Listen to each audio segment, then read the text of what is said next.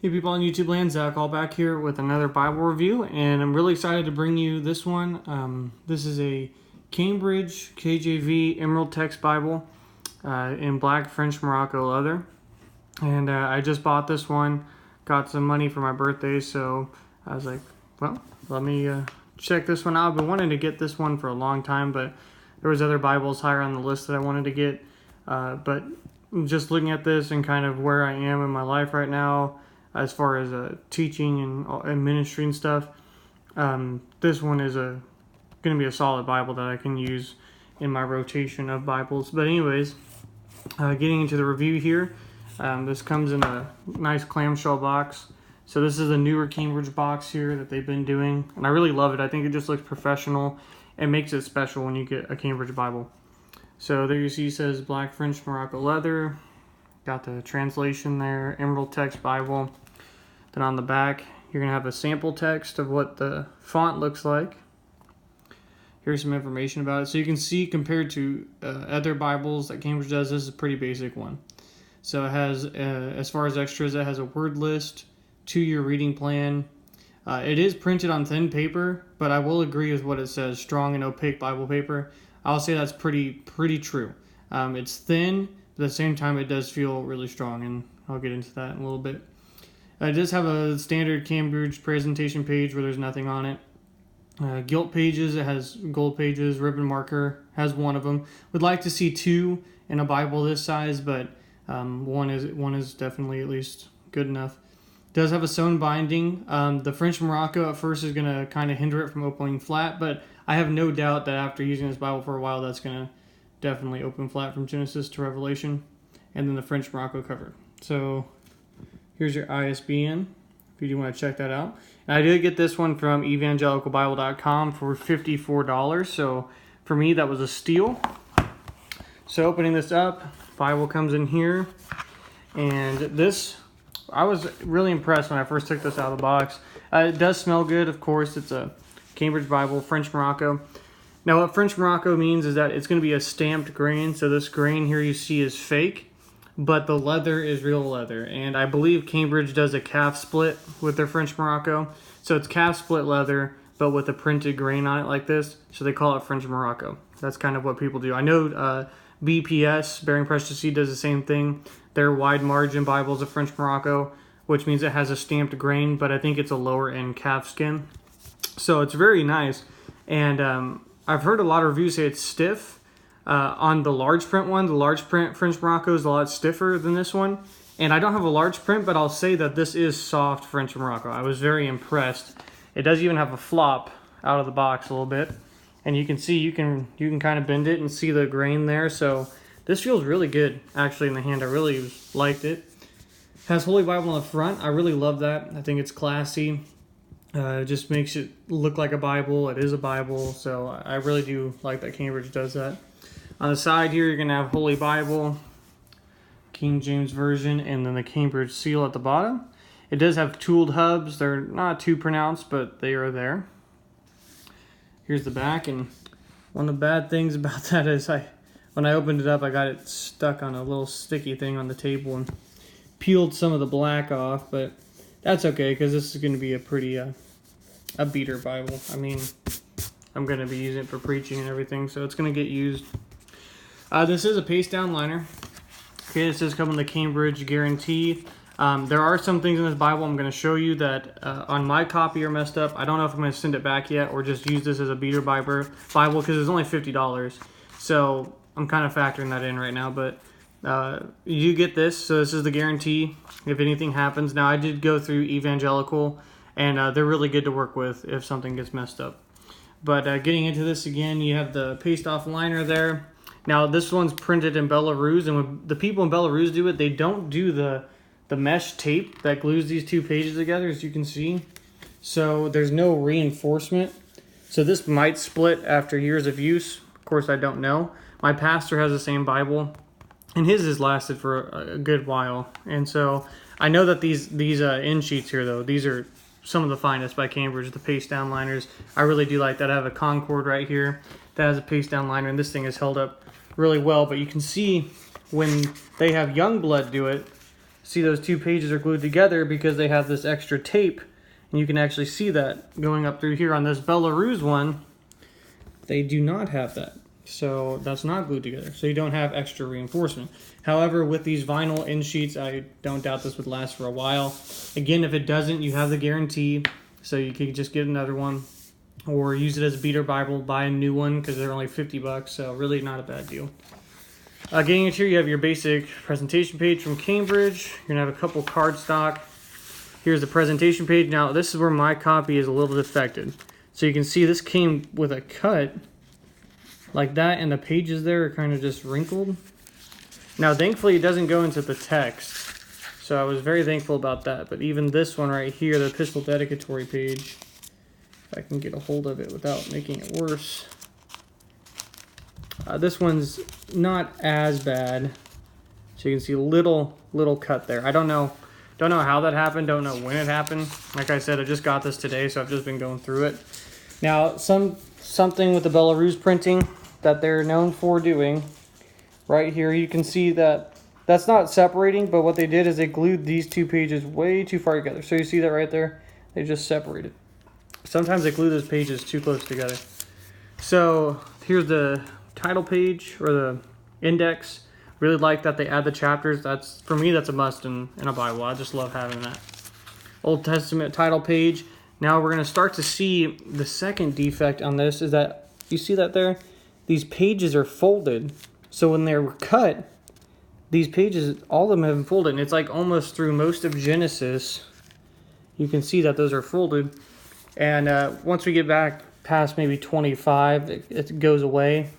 But then you get into Exodus, and if you can see that bump there, these are like all folded. And like, I don't know if I can get down so you guys can see that. Now this right here is not as big of a deal. I don't really care about this as much, but the two cut pages in the front and then the folded in the crease, that's, you know, that's not quality. That's not something that, you know, I'm looking forward to. You can, but here you go. So when I barely lift that page up, you can see this crease goes all the way up there. And that's through Exodus and Leviticus. And here you can actually see it without me even really doing anything, and here too. So that's kind of a disappointment. But again, for a $50 Bible from Cambridge, you know, I don't know if I'm really going to freak out or send it back, especially since I know I'm going to be preaching out of it and it's going to be traveling with me. So it's going to be a beater anyways. I'm not looking to keep this Bible perfect. I would have loved to get maybe a better copy of it, but overall, it's still usable. Nothing here is going to ruin the function of the Bible. The spine's fine. Stitching's great. So nothing's really going to, you know, fall apart right away. And if it does, I have the guarantee. And Evangelical is even better about working with you on that stuff. So this is an 8-point font. Very beautiful. This is actually the same font that they use in the turquoise edition. So it's the antique type number 3. Love this font. It's 8-point, but honestly, to the eye right here, it's so comfortable to read. It could easily read a 9 or 10, and I'm not just saying that. Like, this is really easy on the eye, really manageable footprint. It's about 8 inches by 6 inches. Okay, so to compare that, I do have the Concord here. Concord is slightly bigger. Okay, so about the same width. The Emerald Text is maybe slightly smaller, and then it's going to be just a hair or two shorter. Okay, so the Concord would really be the most comparable. This has, excuse me, has references and all that stuff in the text. The Emerald Text doesn't. So you can see though the font, this Emerald Text is a little bit bigger, a little bit more bold. Spacing isn't as good as in the Concord. This has a lot more white space in the text, and the spacing's a little bit more better. But this really isn't cramped. And you can see as far as bleed through, this is slightly better. The paper on the Concord is slightly better. This stuff isn't bad though. And the camera's going to pick up a lot of that. But this is a thin paper, like they said, but it's strong. Like this India paper or this Bible paper in the Concord is really thin. This feels like tissue paper, but it's Cambridge, so it's really high quality. But this stuff does feel thicker and just a tad bit stronger to the touch. A little bit more rough texture. And so once I separate all the gilting, I know that that's going to churn really nicely. But as far as the size comparison, the Concord would be the closest. The large print would probably be the most closest as far as the font and having no references. The Emerald Text doesn't have any references, doesn't have any self-pronunciation. So here's a shot at some poetry as we're going through here. Then we'll get into Matthew. And I'll show you that there's no self-pronouncing text.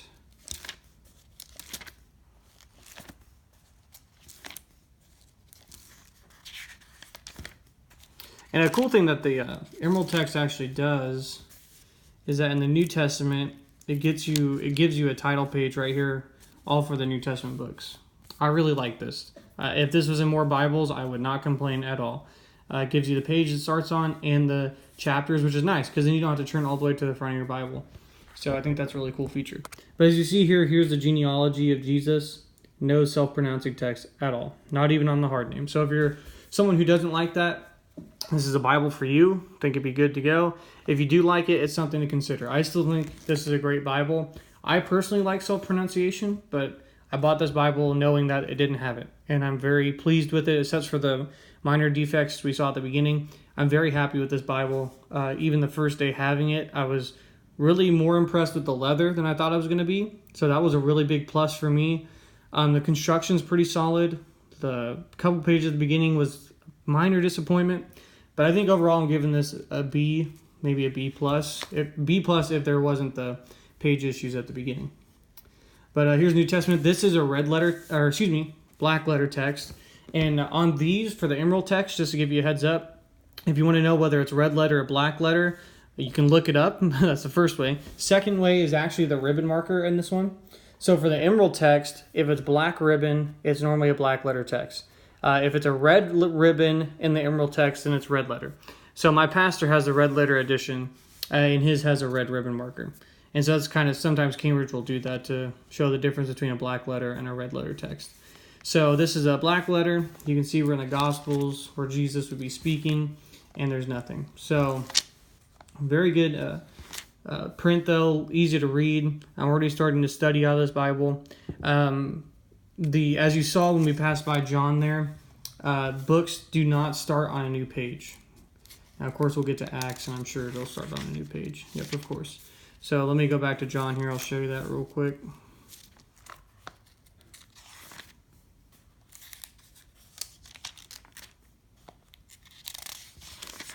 Okay, so books will not start on a new page unless it's close enough to the bottom that they feel it was necessary to start a new one. The margins, it's just big enough. I would say the margin in the middle is big enough to get the text out, so it makes it easier to read. Not much of a margin, as you can see, maybe about an index finger width. So I think that if you wrote small with a micron pen, you could shove some references in here, which I definitely plan on doing. The footer is slightly bigger, so you could definitely put references in there, and then you could try at the top as well. So probably not going to write extensive notes in this Bible, but you could put some cross references if you want to. So here's that text. Let me get to maybe a new book, and then I'll just let you look at the text for a little bit.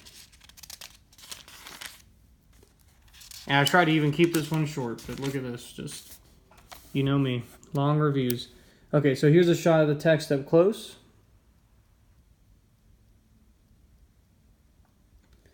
So you can see very clear. The verses stand out because they indent the first word of the text. So then that makes those verse numbers pop out, which is going to be helpful for preaching and referencing stuff. Here's Galatians, where I'm actually studying. I'm going to start preaching a sermon or a series out of there. But then as we get to the back here, there's a few extras in the back. But you can see this is laying flat. I mean, the French Morocco is stiff, so of course it's not going to lay completely flat. But I mean, we're in 1 John. So if I had to preach even into Revelation, if that's sitting on a pulpit, that's not a big deal right there. I can deal with that hanging up for a little bit. Actually, it brings it closer to your face anyway, so it kind of works out. So it does lay flat all the way throughout the Bible, and this was just with one break-in. And it's the first day that I've owned it. So I'm sure that within a couple months, this thing will be laying super flat. So you get to the end of Revelation, it has a Bible word list. And I don't know if it's going to say on here, but I believe from reading and studying on this Bible It's over 600 words that have gone archaic or changed meanings, or that we just don't use anymore, that Cambridge has put back here. So if you want to take a look at that, it gives you the more modern update of what the word would mean, and then a scripture reference to go along with it. And some of them I agree with, and some of them I don't agree with. I mean, like ambassage, I know that's ambassadors. Of course, if you're not familiar with the King James, that could be a problem, and I understand that. But some of these, I'm just, like artillery. Like, we still use that in modern language, you know. So some of these, like ancients, okay, that's another one we probably know. Amazed, that's another one we probably know. So there's some in here where it's like, okay, even a modern English speaker would know it, but there are a lot of good ones in here that I didn't know myself, and so I do find this helpful for looking stuff up. Now, I will say, for those people that are just crazy about words and stuff, yep, Easter, okay, they're going to say it's Passover. Again, I know there's a huge debate over that, but it is what it is. Doesn't bother me. Then you get to the back, and it's going to have the Vic Cheyenne reading plan. So this takes you through the Bible in 2 years, and the Psalms and Psalms and Proverbs. No, excuse me, Psalms and New Testament twice. So the Old Testament once, Psalms twice, New Testament twice in 2 years. So you do get a lot of reading. However, it's going to take you the whole 2 years to read through your whole Bible. Now, I'm very close to finishing my reading plan right now, and I will probably start this plan as soon as I'm done with that. I got maybe 1 or 2 more books to read through. But you can see, so that takes you through second year there, and then you're done. So very cool. I'm glad that's in there. Very helpful for a Bible this size. You have one Bible piece of Bible paper here. Then you're gonna have a couple cardstock pages. You could put notes on that, or for me, I'm gonna put like where I preached, if I preach out, or sermon series that I'm going through maybe, or sermon ideas. So, and you see the vinyl paste down. So very solid. Again, goob that up, but hey, that's me. So, you know, kind of like, oh, yeah, that's a disappointment. But that did not come like that. So the only thing was the 2 pages and then the kind of folded pages, which was kind of disappointment. But here's the gold gilting. Cambridge does a great job on that all the time, so you don't have to worry about that. You got the red and head tail bands. That one ribbon is placed well for being the one ribbon, straight in the middle. That's where you would like to see it. And you can see it's kind of a skinny ribbon, kind of like a Church Bible Publishers ribbon on this one, honestly. And it's pretty good, not fraying. So, and then on the inside there, you can see, let me see here. It says French Morocco leather, and that gold gilding just looks nice. So again, here's the most comparable one. As a Cambridge Concord. You can see that the emerald text is going to be thinner due to thinner paper. Plus the Concord has a concordance, a Bible glossary, a Bible dictionary, and maps. So this one's going to be a little bit thicker. This one's heavier. And again, when I say heavier, the Concord's not like a massive Bible.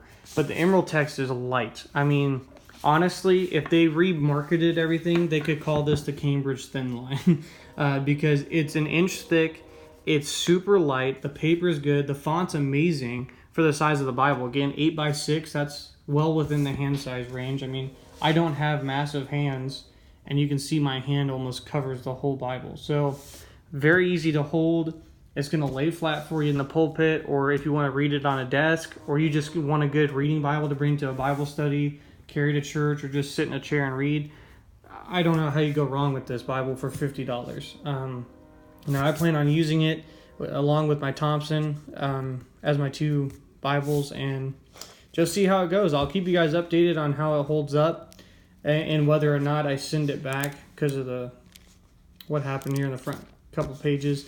But if I do, I'll let you guys know. But really, I think I'm just going to hold on to it and use it as a beater Bible, and just maybe buy a new one when this one dies out. So thank you guys for tuning in. Hope this was a blessing to you. If you have any more questions or comments about this Bible, something maybe I didn't bring up, go ahead and leave that in the comments, and I would love to get back to you. So I hope you guys have a great night. Take care, and God bless.